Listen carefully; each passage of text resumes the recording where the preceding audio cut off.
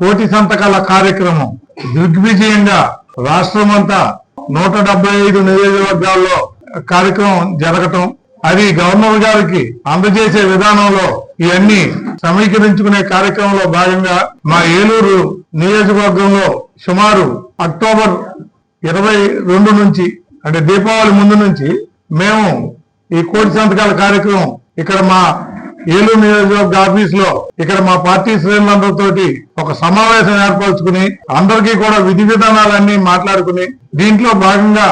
మనందరం ఈ కార్యక్రమాన్ని ఇలా చేస్తే జగన్మోహన్ రెడ్డి గారికి మనం అందించే కానుక అవుతుందని మేమందరం ఇక్కడ మాట్లాడుకోవటం, దానిలో భాగంగా ప్రతి ఒక్క సీనియర్ కార్యకర్త, సీనియర్ నాయకుడు, మహిళా నాయకురాళ్ళు, యూత్, స్టూడెంట్, సోషల్ మీడియా అందరూ కూడా ఇది తమ సొంత కార్యక్రమం అని, జగన్మోహన్ రెడ్డి గారు గెలిపే ధ్యేయంగా ఈ కోటి సంతకాల కార్యక్రమం మనం పూర్తి చేయాలని ప్రతి ఒక్కళ్ళు ఇందులో భాగస్వాములై ఈ కార్యక్రమం ముందుకు తీసుకెళ్లటం మూలంగా ఏలూరులో అన్ని నియోజకవర్గాల కన్నా ముందు నవంబర్ 30వ తారీఖుకి మాకు వారు చెప్పిన 60,000 సంతకాల సేకరణ పూర్తయింది. తర్వాత మాకు ఈ 10వ తారీఖు దాకా ఉన్న కార్యక్రమంలో భాగంగా మేము సుమారు ఇంకో 6,730 కాగితాలు మేము సంతకాలు చేయించడం జరిగింది. జగన్మోహన్ రెడ్డి గారికి మేము ఇవన్నీ మా